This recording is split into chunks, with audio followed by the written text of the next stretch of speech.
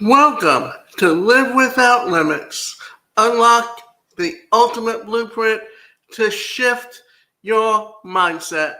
I'm your host, Davida Shinsky, and in this episode, we're diving into the inner workings of personal success, emotional wellness, and the mindset shifts that transform lives.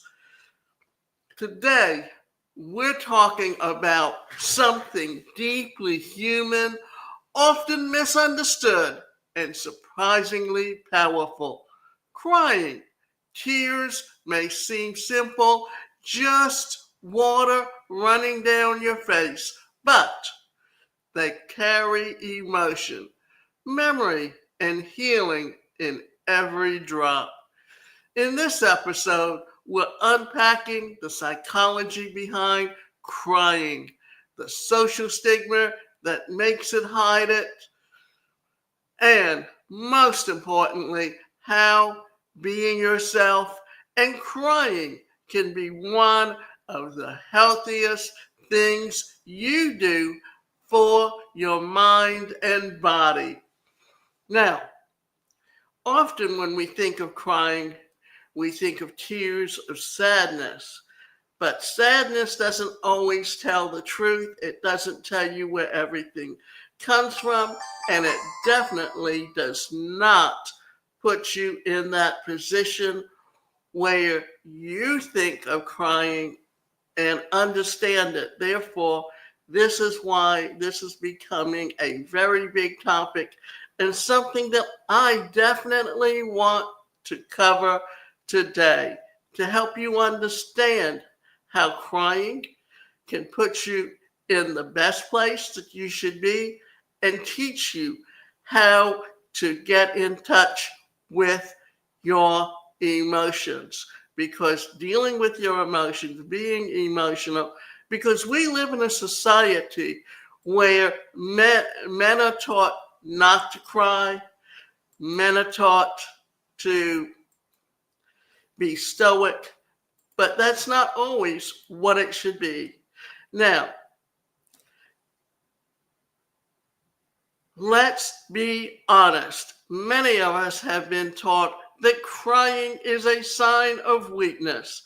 Maybe you were told to toughen up, keep it together, or don't be so emotional. Whether it's from childhood, culture, or personal experience, crying often carries a sense of shame or embarrassment. This is why, and it's also something that can be looked at as gender when you see that women tend to be more emotional, and it's always attributed to hormones, and men are taught to be stoic. So, let's say it this way: whether it's from childhood, culture, or personal experience, crying often carries a sense of shame or embarrassment, especially in public or around others. And yet, everyone cries. Everyone. So why the discomfort? That's the big question that we're asking today. Why are we so afraid to cry? And what happens when we finally do? What if crying isn't the breakdown that we think it is, but actually a breakthrough? Let's dig into this together: the psychology of crying. What happens in the brain and body when you cry? When you cry, it's not just our emotions spilling out, it's our entire nervous system reacting. Crying is a full body experience. Your brain, especially the amygdala and the hypothalamus, detect emotional distress and trigger the autonomic nervous system. That's what causes your throat to tighten, your breathing to shift, and your heartbeat to race. So eventually your tears do fall. It's your body's way of processing and releasing overwhelming emotion. The three types of tears: basal, reflex, and emotional.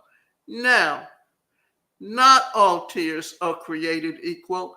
Scientists have identified three types of tears. The basal tears, these are always present, keeping your eyes moist and protected. Reflex tears, these flush out irritants like smoke, dust, or onion fumes. Emotional tears, these are the ones that we're focusing on today. These are released in response to sadness, joy, frustration, grief, or even relief.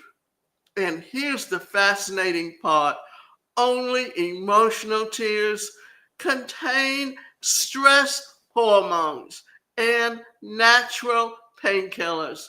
That's right, your tears have chemistry, the role of crying in emotional regulation. So, why do we cry emotionally? Because it helps regulate our internal state. When you cry, your body is releasing built up tension. It's a reset button, a biological way to shift out of the fight or flight mode. In fact, studies show that crying can lower your cortisol levels, reduce blood pressure, and even activate the pseudo or parasympathetic nervous system, which calms you down after stress. Why emotional tears contain stress hormones and toxins. Emotional tears contain adrenocorticotropic hormone, the ACTH, and leucine on cephalin, which is a natural painkiller. In essence, your tears are helping your body detox emotionally and physically. Some researchers believe this is nature's way of helping us cope, literally flushing the stress out of our system. Neuroscience behind the calming effect post cry. Even noticed how you feel a little lighter or even sleepy after a good cry? That's not a coincidence. Your brain releases oxytocin or oxytocin and endorphins, feel good chemicals that promote a sense of safety, peace, and relief. That post cry calm is your brain saying, okay, we've let it out. Now we can begin to heal. Closing this. So, many people see crying as losing control. The science tells us a different story. Crying is one of the most intelligent, healing, and biologically necessary responses that we have. It's not weakness, it's wiring. So, as you can see, if you cry, it's a way of releasing the stress, the anger, the hurt, cultural and societal stigma around crying. And this is the big thing around and why People are afraid to cry in front of others, even when they're hurting. Boys don't cry versus overly emotional women.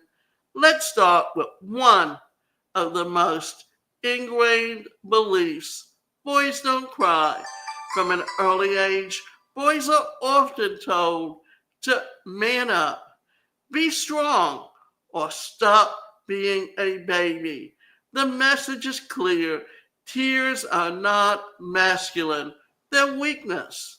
And on the other hand, girls are often labeled as too emotional, too sensitive, or dramatic when they cry. So we end up in a double bind. Men are shamed for showing any emotion, and women are shamed for showing too much.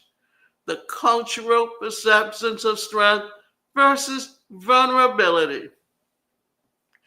Culturally, we've been conditioned to equate strength with silence, with holding it in, pushing through, and appearing unbothered. Crying, on the other hand, is seen as messy, one being out of control, even weak. But here's the truth: it takes more strength to feel your feelings than to bury them. Real courage is allowing yourself to be vulnerable, especially in a world that says you shouldn't be. How early conditioning teaches us to suppress tears. Think back to childhood. How many times were you told, stop crying, or there's nothing to cry about? Even well meaning adults, parents, teachers, coaches often rush to stop tears because they feel uncomfortable, not because we're actually in danger. And I can remember that as a child, I was being hurt and teased and bullied because I was different. And I was different because I have a disability. And you didn't, and at that time, there were no laws that guaranteed people with disabilities the right to an education. Therefore, you never saw other children with disabilities. So I was the odd man out. And I would go home and cry because I was hurting. And instead of my mother hugging me and telling me she loved me, she would say to me, why are you crying? You have no reason to cry. And the thing is, I did have a reason to cry. I was hurting. And it's important that you learn how to acknowledge when someone else is crying and feeling hurt and needing comfort, because that's the only thing they truly need. So over time, we learn that crying is not safe, that it makes other people uncomfortable, that it's better to shut down than be seen. And this conditioning doesn't disappear. As we grow up, it just becomes more internalized. I shouldn't cry here. I'll look weak. People won't take me seriously. The impact of judgment on emotional suppression and mental health. Here's the problem: what we suppress doesn't go away, it festers. When we constantly hold back tears, we also hold back emotions that we lead to increased stress and anxiety, emotional numbness or detachment, explosive anger because the pressure builds up, depression and burnout. Emotional suppression is not harmless, it's harmful. The longer we silence our tears, the more discomforted we become from ourselves, from others. So, when we talk about crying, we're not just talking about tears, we're talking about permission. Permission to feel, to be human, to be whole, and maybe, just maybe, to unlearn the lies that we've been told about what it means to be strong. Now, let's talk about the healing part of crying. And because, yes, crying isn't just emotional, it's restorative. When we cry, your body is literally regulating your nervous system. You're moving out of stress and survival mode, what we call the fight or flight, and into a calmer state where healing and tears act like a valve. Let's say this again.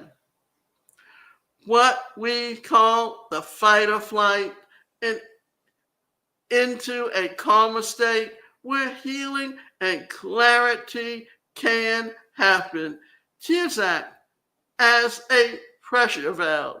They release emotional energy that, if trapped, might show up as anxiety, irritability, or exhaustion. So the next time you feel a cry coming on, don't resist it. It might be your body's way of bringing you back into balance, strengthening self-connection and emotional honesty. Crying is also a powerful form of emotional honesty. It's the moment where you drop the mask and allow yourself to feel the truth of what's going on without needing to fix it. It reconnects you and it reconnects you to yourself. When we let ourselves cry, we're saying, I matter enough to feel this. My emotions are valid. I don't have to be strong all the time. Crying as a tool in therapy, journaling, and self-reflection. In therapy, crying is often a sign that someone has hit something real. That's not a setback, it's a breakthrough. Tears show up when a core wound is touched or when a truth finally comes to the surface. Even in private, journaling, or meditation, crying can be a release point. Sometimes you don't even have the words yet, but your tears speak for you. They're saying what your mouth can't. How crying is in safe spaces can build trust and intimacy. Crying alone is powerful, but crying with someone in a safe space, that's transformational. When we allow ourselves to cry in front of someone we trust, we open the door to keep a deeper connection. It's an act of vulnerability that says, I trust you enough to be seen. And for the person witnessing your tears, it can build empathy, closeness, or even healing for them too. It humanizes us and often brings people closer rather than pushing. Now, the personal anecdote or story illustrating the healing power of tears. I remember talking to someone who hadn't cried in over 10 years. Life had been hard. They were the one everyone relied on. They believed crying would make them fall apart. But in a quiet moment during a coaching session, they finally let go. And the tears came. They didn't fall apart.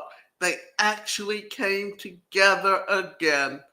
Afterward, they said, I didn't know how heavy I'd been holding it all until I let some of it all go. That's what crying can do. It doesn't make you broken. It reminds you that you're human and healing is possible. So if you've ever cried and felt ashamed, let that go. Your tears are not weakness. They're your body and soul working together to bring you back to yourself. Let them fall. Let them teach you. Let them heal you.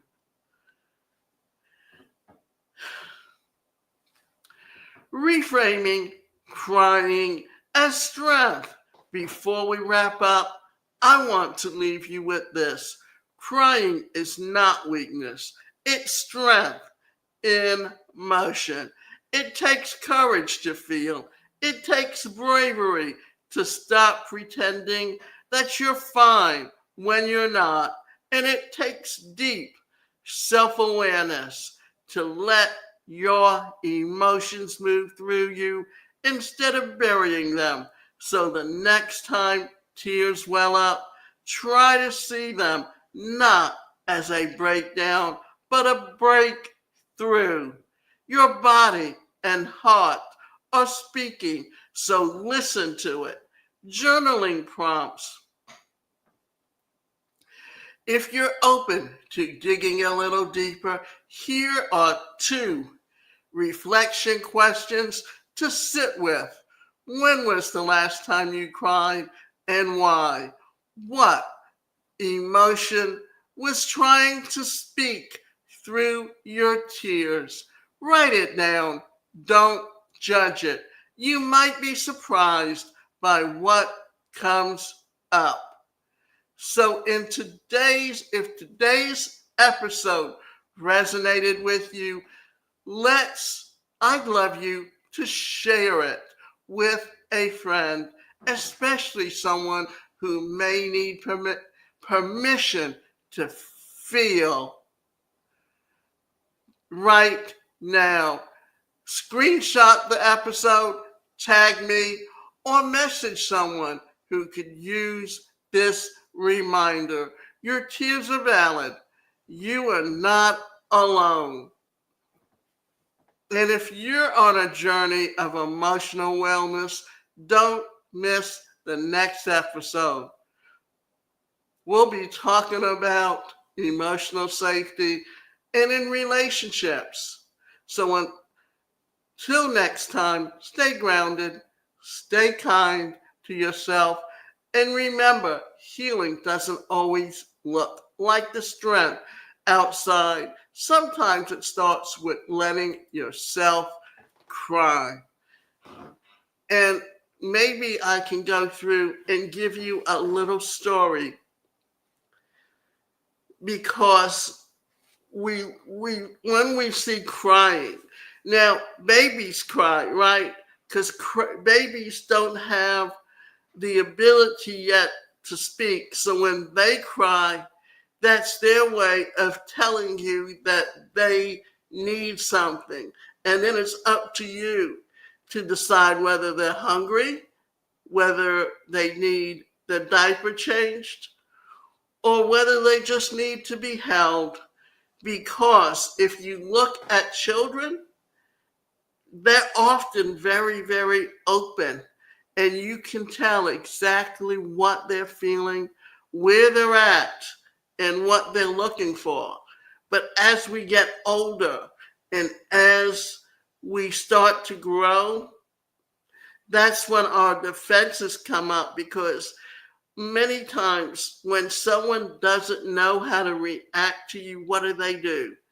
They react to you by bullying you, by teasing you, by laughing, because they're not in tune, or they're afraid of showing emotion themselves. We're taught to hold things in by parents, by teachers, by peers. And another thing to think about is this: depending on your behavior pattern, whether you have very good interpersonal skills, whether you feel you can control everything, whether you're the peacemaker, whether you're the one that questions everything. Now, we have all of these things within us because that's how small children learn. But as we get older, our strengths tend to be more dominant. And when we look at those things, we have to look at how they internalize within us and how they control our emotions. So think about this. And crying is a release of pent up emotions that we've buried over time.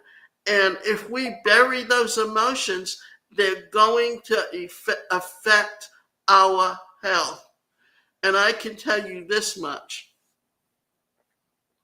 that as a child, I was often being teased. And it was often hard for me to know and react. And I came from a family where they didn't know how to deal with emotions. They didn't know how to hug each other.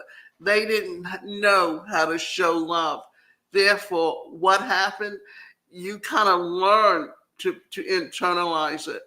And so eventually, you start getting high blood pressure, you start getting severe migraine headaches, or you get other health issues, because these are things that tend to come out when you do not cry, because as we have learned, crying is a way of releasing that stress to get to the point where you understand what your emotions are and you deal and get rid of. Because if we've been hurt or we felt angry and we didn't express it, eventually all of that comes out. We will either erupt in anger towards someone else. We don't realize that if a child is being abused, they're either going to go hit other kids, or as adults, they're going to turn around and abuse their spouse, their child, and the cycle keeps repeating itself until someone recognizes it and wants to break the behavior and change. Therefore, these are things that we see constantly, day to day, going on. Understanding this, dealing with it, actually getting away from it, and understanding exactly why these things are happening to us, and understand how we can begin to get in touch with what we're feeling deep inside, because we can make ourselves happy, we can make ourselves sad, and thinking that it's going to come from an outside source never happens. So understanding this and dealing with it on an ongoing basis can help you become more healthy in your relationships and how you deal with who you are and accept yourself. Because what happens if someone is constantly telling you how you're helpless and you're worthless, you tend to internalize that and begin that. We That's why when in the